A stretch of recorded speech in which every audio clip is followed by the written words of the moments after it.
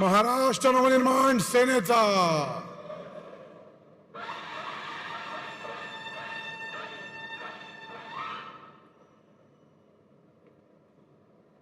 महिला आघाडीचे देखील माननीय राज ठाकरे साहेबांचं स्वागत होतं. मी नितीन नायक यांना नम्र विनंती करीन की त्यांनी मराठवाड्याकरता छोटीशी मदत म्हणून ते आपल्या माननीय राज ठाकरे साहेबांना एक धनादेश देत आहेत, त्याचा त्यांनी स्वीकार करावा. 1,00,000 रुपये सन्मान्य नितीन नायक राजसाहेबांना देत आहेत मराठवाड्याच्या पूरग्रस्त निधी म्हणून. माननीय राज ठाकरे साहेबांना नवीन विनंती करून की त्यांनी मार्गदर्शन करावं.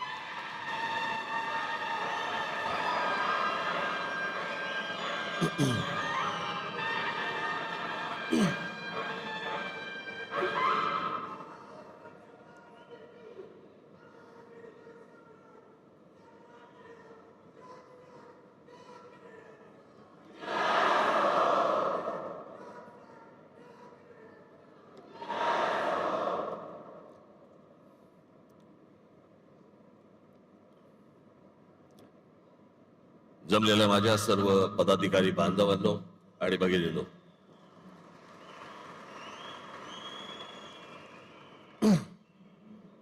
सर्वप्रथम मी आपणा सर्वांना या दिवाळीच्या मनपूर्वक शुभेच्छा देतो.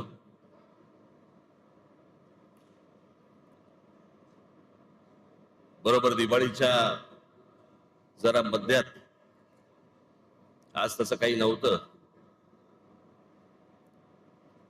त्याच्यामुळे आज हा मेळावा इथे घेण्यात आला.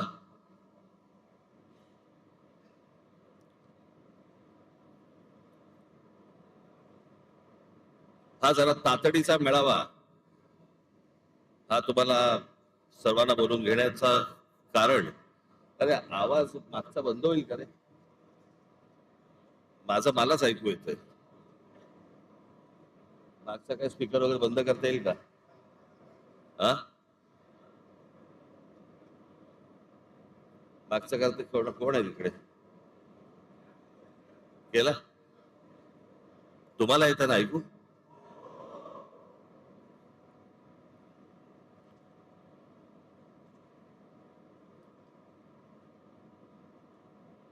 यावेळेची जरा जेव्हा लागेल तेव्हा आणि जेव्हा आपण ठरवू तेव्हा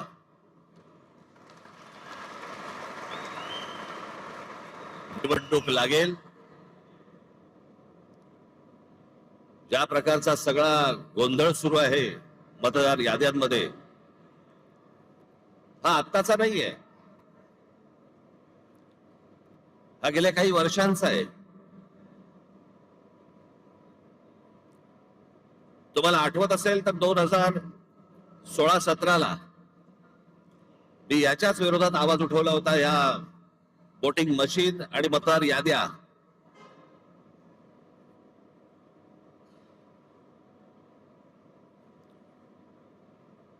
त्यावेळेला आपल्या MIG क्लब मध्ये तिकडे पत्रकार परिषद पण झाली होती. सगळ्या पक्षाचे सगळे लोक पण तिकडे आले होते. पण त्यातल्या अनेकांना मी काय बोलतोय याचं गांभीर्यच नाही समजलं. आणि मग ज्या वेळेला प्रत्येकाच्या दरवाजावरती टकटक व्हायला लागली,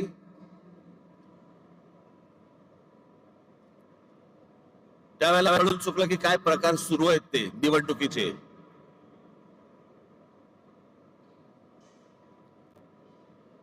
आताही बघा, गेली विधानसभा झाली, 232 आमदार निवडून आले. 232.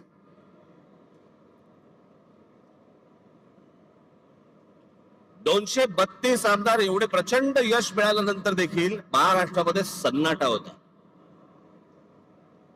कुठे विजय मिरवणुका नाहीत, कुठे जल्लोष नाही, काही नाही, सन्नाटा कर. म्हणजे मतदार तर अवाक झालेच होते, निवडून आलेले पण अवाक झाले होते.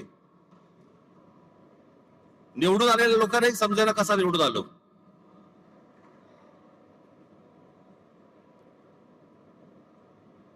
आणि मग सगळ्यांनाच कळलं की कशा प्रकारच्या निवडणुका चालल्यात या देशामध्ये, कशा प्रकारचे विजय प्राप्त होत आहेत, कशा प्रकारचं यश मिळत आहे. अनेक लोक म्हणतात की राज ठाकरेंच्या सभेला गर्दी होते पण ते मतामध्ये येत नाही. ते असं केलं तर कसं येईल ते मतामध्ये? आणि तेच चालू आहे. राज्यांमधले जे स्थानिक पक्ष आहेत त्यांना संपवणे, त्यांना मिटवून टाकणे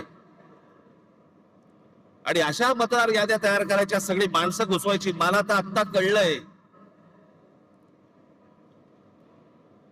अगदी खात्रीलायकरित्या समजलेली गोष्ट तुम्हाला सांगतो की आत्ताच्या या होणाऱ्या निवडणुकांना त्यांनी 1 जुलैला यादी बंद करून टाकली.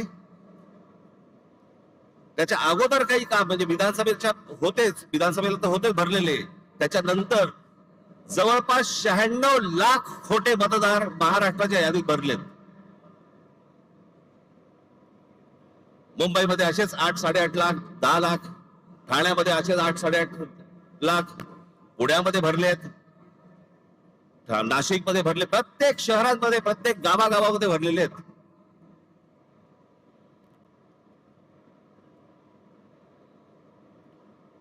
अशा निवडणुका होणार आपल्या देशात. मग कशासाठी प्रचार करायचा, कशासाठी उमेदवार भरायच्या, कशासाठी निवडणुका लढायच्या, कशासाठी पैसे खर्च करायचे, कशासाठी मतदारांनी रांगेमध्ये उभं राहायचं आणि मतदान करायचं? अशा प्रकारच्या निवडणुका जर होत असतील तर हा संपूर्णपणे या महाराष्ट्रातल्या आणि देशातल्या मतदारांचा अपमान आहे.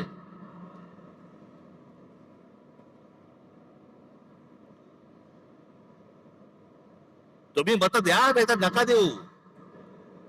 मॅच फिक्सिंग झालेलं आहे, मॅच सेट आहे.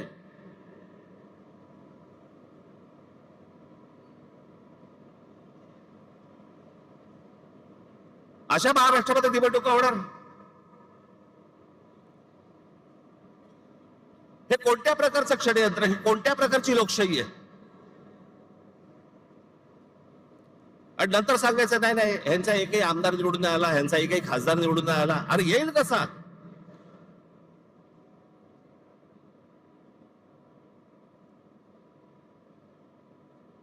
जर मतदार याद्यांमध्ये तुमची गणितच जर समजा सगळी सेट करून ठेवणार असाल, तुम्ही मतदान करा नाही तर नका करू. रिझल्ट अगोदर ठरलेला आहे.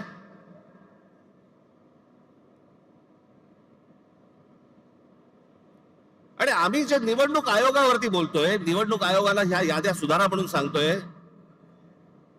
मला समजत नाही सत्ताधारी पक्षाचे लोक का चिडतायत. लागतंय ना कुठेतरी.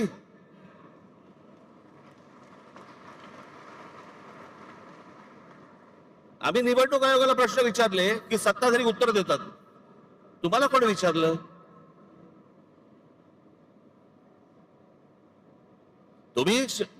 तुम्हाला वाटतंय, तुम्हाला राग येतोय कारण शेण खाऊन ठेवलंय.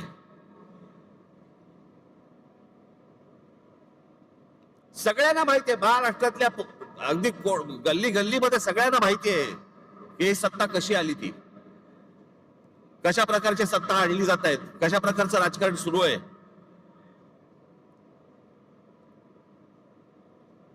बरं, हीच माणसं ज्यावेळेला विरोधी पक्षामध्ये होती त्यावेळेला आता जे मी बोलतोय तेच गोष्ट बोलत होते. सत्तेमध्ये ज्यावेळेला वेगळे असतात आणि हे आता सत्तेतले ज्यावेळेला विरोधी पक्षामध्ये होते त्यावेळेला काय बोलले? माझ्याकडे एक नरेंद्र मोदींचं माझ्याकडे एक भाषण आहे आसाम मधलं, त्याच्या भाषणाची शेवटची जी 10 सेकंद 15 सेकंद आहेत ना, ते नीट ऐका.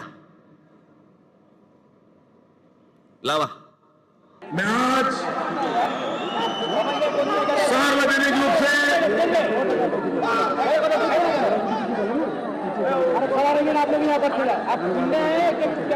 मैं आज आसनसोल की सभा में सार्वजनिक रूप से भारत के इलेक्शन कमीशन को गंभीर शिकायत कर रहा हूं. और मैं चाहूंगा अगर इलेक्शन कमीशन एक एम्पायर के नाते निष्पक्ष भाव से आने वाले 2 दौर के चुनाव कराने की हिम्मत रखता है तो मेरी बात को इलेक्शन कमीशन ध्यान से सुने। यहां भी इलेक्शन कमीशन के जो प्रतिनिधि होंगे, जो मेरा भाषण टाइप करते होंगे, उनसे भी मेरा आग्रह है कि तुरंत मेरा भाषण इलेक्शन कमीशन को पहुंचाया जाए। इलेक्शन कमीशन अगर गुजरात में शांति से चुनाव होता है, वो कोई इलेक्शन कमीशन की क्रेडिट में नहीं जाता है। अगर महाराष्ट्र में गुजरात शांति से चुनाव होता है, क्रेडिट इलेक्शन कमीशन को नहीं जाती है। अगर शांति से चुनाव पूर्वी उत्तर प्रदेश में होते हैं, बिहार में होते हैं, बंगाल में होते हैं, कोई रिगिंग नहीं होता, कोई शिकायत नहीं होती, कोई हिंसा नहीं होती, तभी क्रेडिट इलेक्शन कमीशन को जाता है। और मैं गंभीर आरोप लगा रहा हूं, आप इन इलाकों के इलेक्शन में रिगिंग रोकने में विफल गए हैं, हिंसा रोकने में विफल गए हो, झूठे मुकदमे हमारे बाबुल पे लगाए जा रहे हैं। इलेक्शन कमीशन का काम है नागरिकों को प्रोटेक्ट करना।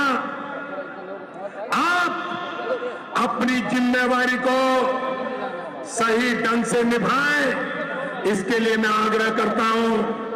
मैंने उत्तर प्रदेश में भी कहा था, कुछ सीटों के मैंने नाम कहे थे और मैंने कहा था वहां लूट चलने वाली है और इलेक्शन कमीशन कुछ नहीं कर पाया। आज मैं दोबारा कह रहा हूं, इन इलाकों में, बंगाल में, बिहार में, पूर्वी उत्तर प्रदेश में यही होने वाला है।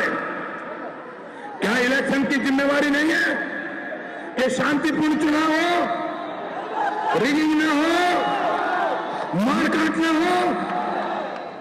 इतना सारा खर्चा हो रहा है, पूरा देश का मशीन आपके हाथ में है, प्रधानमंत्री से भी आपके पास इतने ज्यादा हक है, तो आप करते क्यों नहीं हो? क्या इरादा है आपका?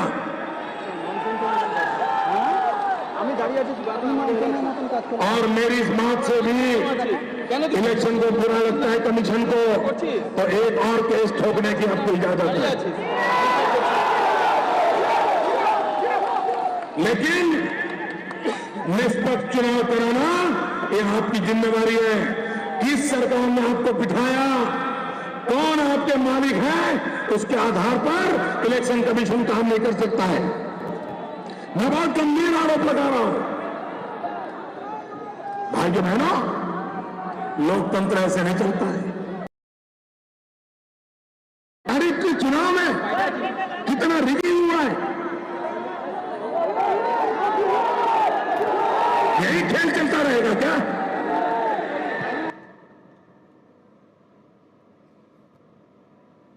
मी काय वेगळं बोलतोय? त्यावेळेला ते गुजरातचे मुख्यमंत्री होते, त्यावेळेस त्यांचं भाषण आहे. आज ते स्वतः पंतप्रधान आहेत. आम्ही काय वेगळं बोलतोय? की सत्ताधाऱ्यांचे, या निवडणूक आयोगाला आम्ही पण तेच सांगतोय, तुम्ही सत्ताधाऱ्यांचे गुलाम नाही आहात.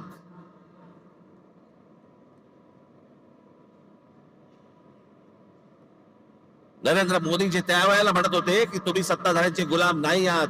आम्ही आज तेच म्हणतोय.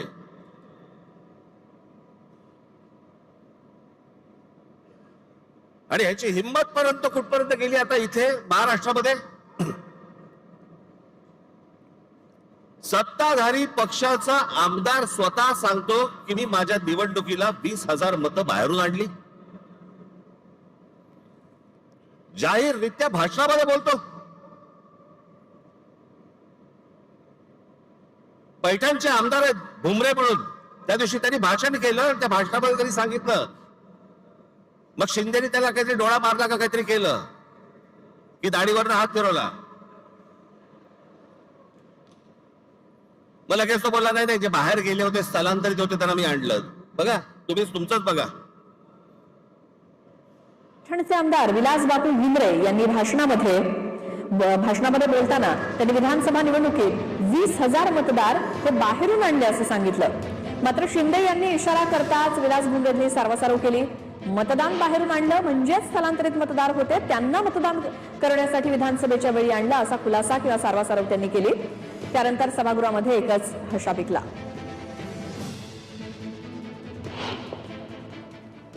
विधानसभेच्या निवडणुकीमध्ये जवळपास 20,000 मतदान हे निवडणुकी टायमार मी बाहेरून साहेब 20,000 मतदान आणलं आणि त्या निवडणुकीत मला त्या मतदानाचा 100% फायदा आला. 10 जणांना तिकीट मिळणार नाही. सर्वजण त्या पदाचे उमेदवाराचे कॅपेबल असतात. बाहेर होतो त्यांना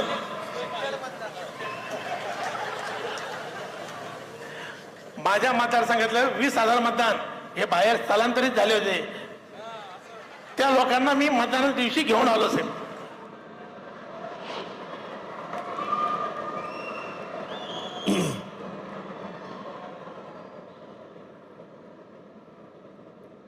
बेधडक सत्ताधारी पक्षातले आमदार तुमच्या नाकावर टिचून बोलतायत.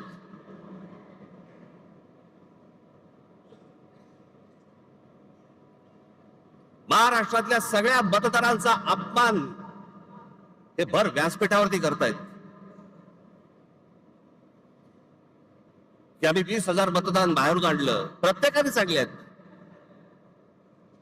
त्यातच सत्ता उभी राहिली.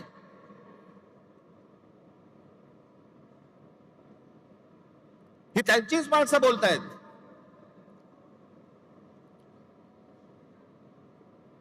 आणि निवडणूक आयोगामध्ये घोळ आहे, निवडणूक आयोगाच्या यादीमध्ये घोळ आहे. हे बोलणारे कोण आहेत आता?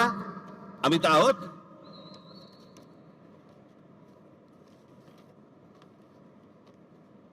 मी अजून 3 व्हिडिओ आणलेत. एक आहे सतीश चव्हाण, अजित पवार गट. दुसरे आहेत संजय गायकवाड, एकनाथ शिंदे गट. आणि तिसरे आहेत मंदा म्हात्रे, हे भाजपचे आहेत. हे तिघेही आमदार आहेत. तिघेही आमदार आहेत. हे तिघेही काय बोलतात ते ऐका. या सगळ्या संदर्भात सत्ताधारी आमदारांनी नेमकं काय म्हटलंय बघूयात. गंगापूर विधानसभा मतदारसंघात जवळपास 36,000 नावे निवडून आलेली आहे. खरं तर मतदार यादीपासून ते निवडणूक निकाल लागेपर्यंत सगळे काम पारदर्शकपणे पार पडण्याचं काम हे निवडणूक आयोगानं करणं अपेक्षित आहे. त्यांच्या डिग्जला महसूल खात्याची कस्टडी असते, परंतु ही दुबार नावे शोधण्याचं काम हे राजकीय पक्षाचे कार्यकर्ते करू लागले. विशेषतः रांजणगाव शंकरपूर सारख्या वसाहतीमध्ये मोठ्या संख्येने मतदारांची दुबार नावे आली. मयत झालेल्या एक प्रसिद्ध व्यक्ती आहे, माजी पंचायत समिती सदस्य गंगापूर. मयत होऊन 13 वर्ष झाले. नाव आहे लोकरे रखमाजी. अजूनही नाव मतदार आहे. असे हजारो मयतांचे नाव या मतदार यादीत आहेत. आगामी बुलढाण्यामध्ये जवळपास कलेक्टर साहेबांना 4,000 डबलची नावं ही बोगस असल्याचं आम्ही कळवलेलं आहे, लेखी कळवलं आहे.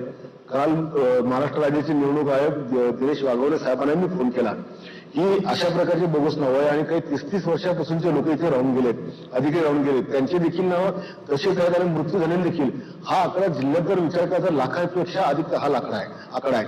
आणि निवडणूक आयोग म्हणतो नाव काढू नका. अरे ही जी डबल नावं तुम्ही का काढत नाही? असा कोणता या भारताचा कायदा आहे, कोणतं संविधान असतं की अशी बोगस नावं तुम्ही कायम ठेवतात? मृत्यू पडवण्याची नावं तुम्ही टाकत नाही. 25 जुलै मला तुम्ही सांगितलं की नाव काढू पण नका पण टाकू नका. कालपर्यंत जे मुलं तरुण झाले, वयात आले, ज्यांना मतदानाचा अधिकार प्राप्त आला, तुम्ही त्यांचा अधिकार हिसकून घेत नाहीये का? गेले 15-20 वर्ष जवळजवळ मी सातत्याने ही दुबार नावं असतील किंवा बोगस नावं असतील यासाठी मी कलेक्टर असतील, निवडणूक अधिकारी असतील यांच्याकडे प्रयत्न करतो. ही ठराविक लोक असतात, ही पैसे घेऊन नोंदणी तर करतातच करतात आणि लोक इकडनं तिकडनं गावाकडनं आणून सकाळ सकाळ ते मतदान करूनही ते जातात. त्यामुळे उमेदवाराला त्याचा फटका बसू शकतो. हे सत्ताधारी पक्षाचे आमदार आहेत बरं का. आणि सत्ताधारी पक्षाचे आमदार असून देखील हे सांगतायत की बोगस मतदार भरलेले आहेत याद्यांमध्ये.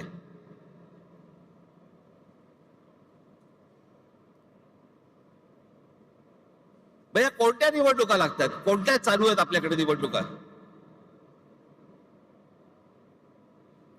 हे गेल्या 10-12 वर्षामध्ये 15 वर्षामध्येच का प्रश्न पडले?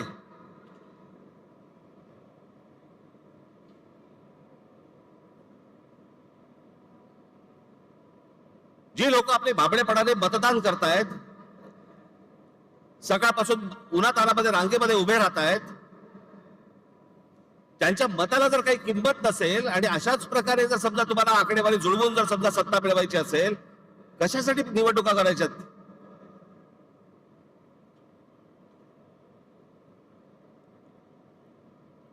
आणि आता पण ह्या ज्या सगळ्या चालू आहेत, आता याच्यावरती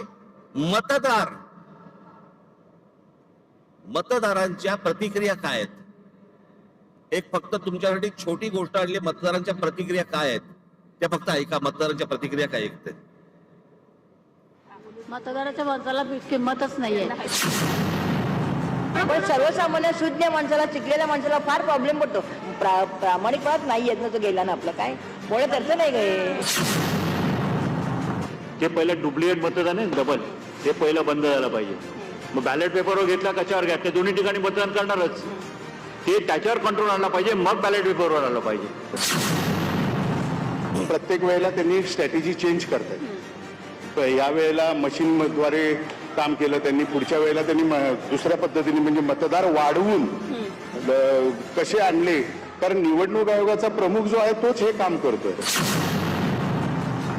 बाहेरच्या राज्यात देशात ना बॅलेट पेपरवर आहे, मग ते कसं होतं, ते इलेक्ट्रॉनिकला पुढे गेलेत लोक, मग ते करतात, मग आपल्याकडे का नाही होत? म्हणजे तुमचं एका घरामध्ये 36 18 मतं कुठून येतात?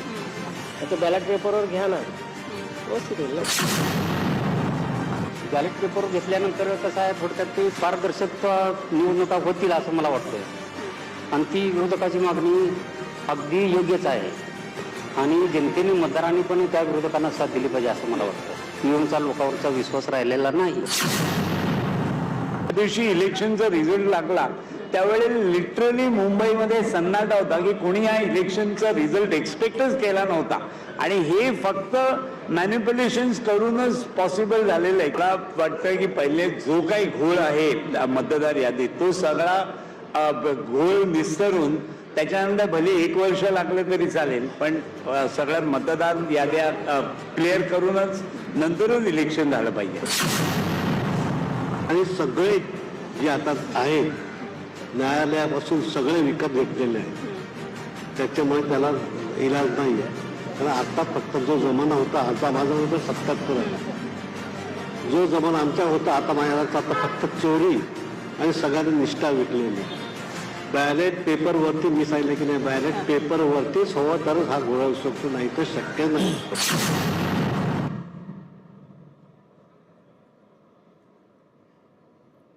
या मतदारांच्या प्रतिक्रिया आहेत. हे सगळं कशासाठी सुरू आहे? केंद्रातही आम्हीच पाहिजे, राज्यातही आम्हीच पाहिजे, महानगरपालिकेतही आम्हीच पाहिजे, जिल्हा परिषदमध्ये आम्हीच पाहिजे. हा संपूर्ण महाराष्ट्र, ही महाराष्ट्रामधली सगळी शहरं ही अदानी अंबानीला आंदण म्हणून द्यायची आहेत.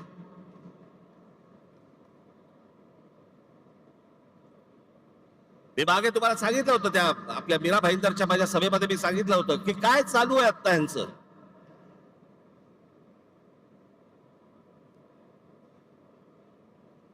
ठाणे जिल्हा हातामध्ये आल्याशिवाय मुंबईला हात घालता येणार नाही, म्हणून तिकडनं सगळी सुरुवात चालू आहे. ती पालघर पासून सगळी सुरू आहे. तिथे ज्या इमारती उभ्या राहत आहेत त्या इमारतीमध्ये लोक कोण राहत आहेत ते बघा, सगळे गुजरात मध्ये येत आहेत. मी मागे जो विरोध केला होता त्या बुलेट ट्रेनला, तो याचसाठी, तो पट्टा बघा अख्खा,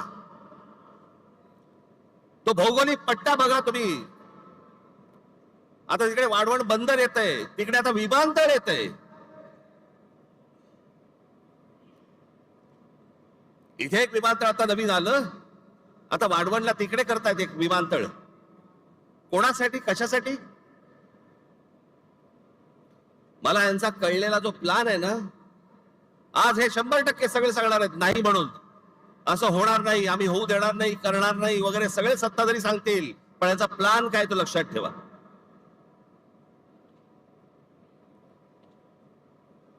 आता जे नवीन विमानतळ केलंय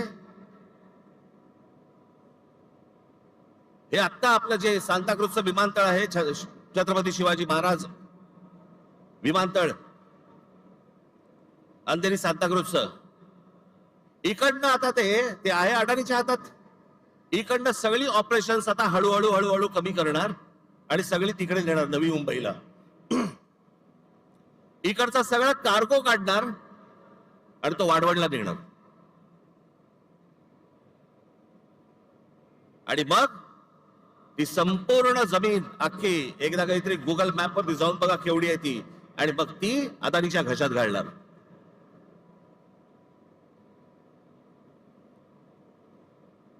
जेवढा जेवढा म्हणून तुमचं अस्तित्व आहे सगळं हे मिटवायला येत आहेत. भारतीय जनता पक्षाला जे मतदान करणारे जे लोक आहेत ना, मराठी सगळे लोक, मला त्यांनाही सांगायचंय,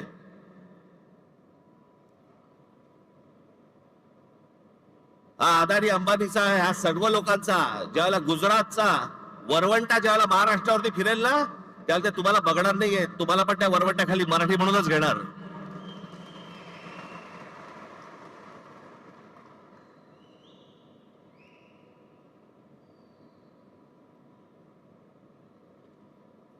सगळ्या गोष्टींमध्ये अदानी. शस्त्र बनवायचे आहेत अदानी, बीज बनवायचे अदानी, टनेल बनवायचे अदानी, रस्ता बनवायचा आहे अदानी, सगळं अदानी. आता तिकडे ठाण्यामधली एक जागा आहे, हे संपूर्ण हे तुमचं संजय गांधी राष्ट्रीय उद्यान, नॅशनल पार्क, या नॅशनल पार्क मधली एक जागा बघितली. तिकडे आता जंगल तोडणार आतलं, हा सगळा भाग येतो तो ठाणे जिल्ह्यामध्ये येतो, आणि तिकडे अदानीला पॉवर प्रोजेक्ट काढायचंय. त्याच्यामध्ये तिकडचे सगळे आता आदिवासी सगळे जे लोक आहेत त्यांना हटवणार, तिकडे जंगल तोड करणार आणि पॉवर प्रोजेक्ट टाकणार.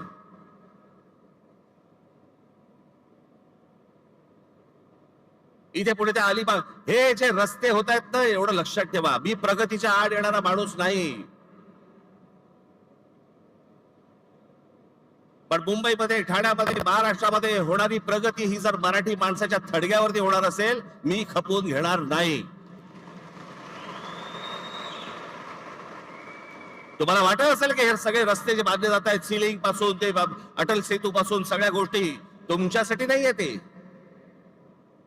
हे जे सगळे जमिनी घेत सुटलेत ना उद्योगपती, त्यांच्यासाठीचे रस्ते आहेत ते.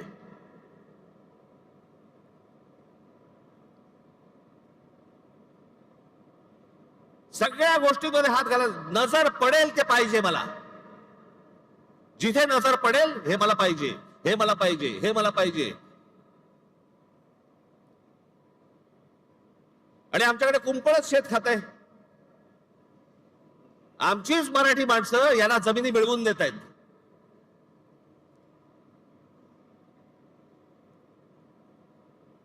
आमचे मराठी माणसं काही दलाल म्हणून यांच्यासाठी कामं करतायत.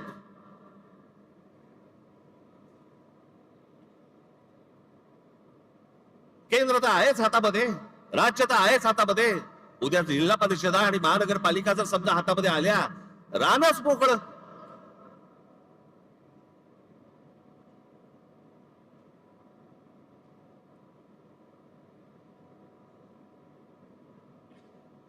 हे काही सहज चालू नाहीये, हे सगळं प्लॅन आहे. हे इतक्या वर्षापूर्वीचे जे सगळ्या गोष्टी आहेत ना, ज्याच्यासाठी संयुक्त महाराष्ट्राचा लढा झाला,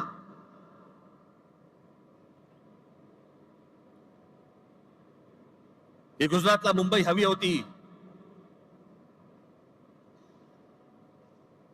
आणि महाराष्ट्राला मुंबई देऊ नका असं म्हणणारे पहिले कोण होते? वाईट याच गोष्टीचं वाटतं की ज्यांच्याकडे आम्ही आजपर्यंत आदराने पाहत आलो आम्ही, त्यांनी सांगावं की मुंबई महाराष्ट्राला मिळणार नाही म्हणून. आणि ते होते, पहिले होते वल्लभभाई पटेल. तुमचा विश्वास बसणार नाही. आचार्य यात्रांची पुस्तकं वाचा, मग तुम्हाला समजेल, सगळ्या गोष्टी समजतील. इतिहाला पहिला विरोध कोणी केला होता?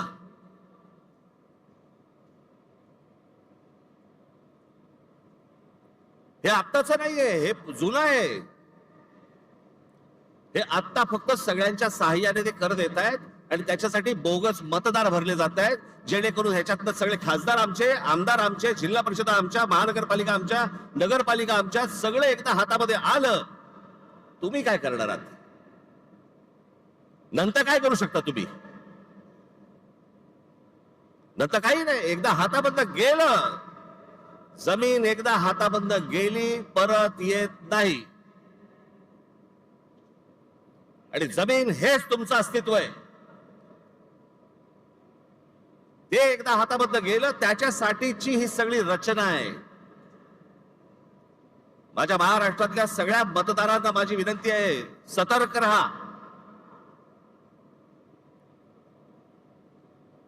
आणि म्हणून मी तुम्हाला आज सर्व यादी प्रमुखांना इथे जे मी बोलवलंय, सगळ्या गोष्टी टप्प्याटप्प्याने होणार, बरोबर होणार.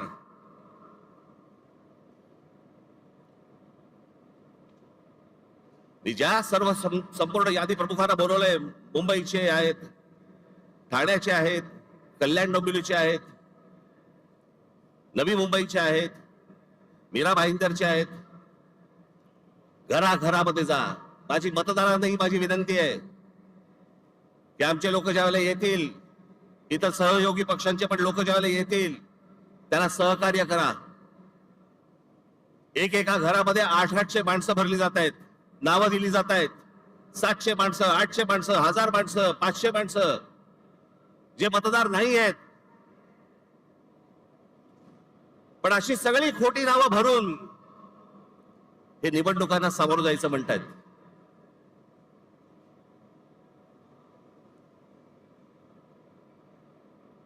हे ज्या निवडणुका घ्यायचं म्हणतायत ना, हे जोपर्यंत ही मतदार यादी पूर्णपणे स्वच्छ होत नाही, सर्व राजकीय पक्षांचं समाधान जोपर्यंत होत नाही, तोपर्यंत या महाराष्ट्रामध्ये निवडणुका घेऊनच दाखवा.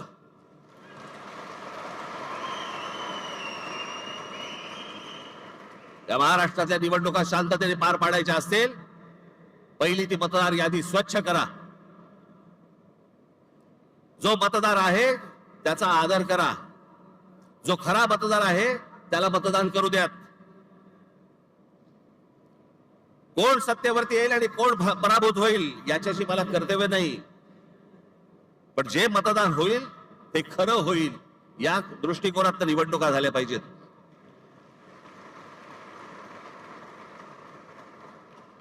त्याच्यामुळे आता सर्व माझ्या यादी प्रमुख जे आहेत, माझे शाखाध्यक्ष आहेत, उपशाखाध्यक्ष आहेत, माझे गटाध्यक्ष आहेत, यादी प्रमुख आहेत,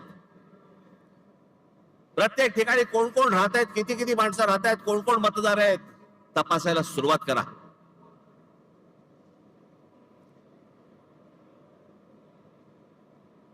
हे जे या लोकांनी शेड खाऊन ठेवलं ना, सगळ्या गोष्टी बाहेर येतील, बरोबर बाहेर येतील. येतातच आहेत, सगळेजण आणतातच आहेत. सगळ्या महाराष्ट्रभर हे सगळं सुरू झालं पाहिजे. आणि फक्त आपल्याच पक्षासाठी नाही म्हणत मी, इतर पक्षांनी देखील प्रत्येक घराघरामध्ये गेलं पाहिजे, तपासलं पाहिजे. आणि निवडणूक आयोगाला आमचं सांगणं आहे की हे जोपर्यंत स्वच्छ होत नाही, तोपर्यंत निवडणुका तुम्ही घेऊ नका. महाराष्ट्रामध्ये निवडणुका घेऊ नका. आधीच 5 वर्ष झाली आहेत त्या सगळ्या निवडणुका होऊन. अजून 1 वर्ष गेलं तरी चालेल, पण निवडणुका त्याच्याशिवाय होता कामा नयेत या महाराष्ट्रात. याची जी सगळी घाई सुरू आहे ना, ती घाई याच्यासाठी सुरू आहे, कारण ह्यांनी सगळं जमवलेलं आहे गणित.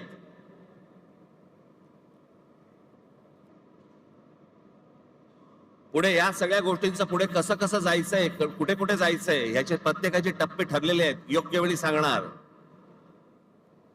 पण आज 3 वाजता एक सर्वपक्षीय पत्रकार परिषद आहे, ज्याच्यामध्ये शिवसेनेचे लोक असतील, आमचे लोक असतील, राष्ट्रवादी काँग्रेसचे लोक असतील, सर्वच पक्षाचे लोक असतील. सत्ताधारी पक्षाच्या लोकांना पण यायचं असेल तर येऊ शकतात.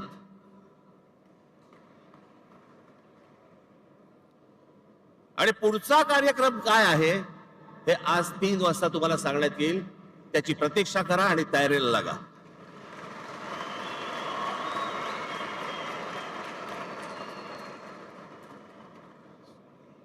जिथे जिथे तुम्हाला शक्य होईल तिथे इथे सगळ्या गोष्टींची तयारीला लागा तुम्ही. हे तुम्हाला आज 3 वाजता तुम्हाला समजेल. ही पत्रकार परिषद होईल त्यावेळेला. पण आज तुम्ही इकडे जण आलाय, मला फक्त आपल्याला एवढंच सांगायचंय की कशासाठी काय चालू आहे षडयंत्र ते सर्वांनी ओळखा आणि मतदार याद्यांवरती जोरात कामाला लागा. एवढंच सांगण्यासाठी म्हणून मी आज आपल्या सर्वांसमोर मी इथे आलोय. जाताना सर्वजण नीट जा आणि घराघरापर्यंत नागरिकांपर्यंत प्रत्येकाकडे पोचा. ज्याला जाल त्याला नम्रपणे जा, शांतपणे जा, त्यांची विचारपूस करा आणि सगळ्या गोष्टी या तुम्ही तुमच्याकडे कागदावरती लिहून काढल्या पाहिजेत. एवढंच सांगण्यासाठी म्हणून मी आज आलो. दिवाळीच्या मध्यात तुम्हाला बोलवलं त्याबद्दल दिलगिरी, परंतु आपण आलात त्याबद्दल मी आपला सर्वांचे आभार मानतो. धन्यवाद. जय हिंद, जय महाराष्ट्र.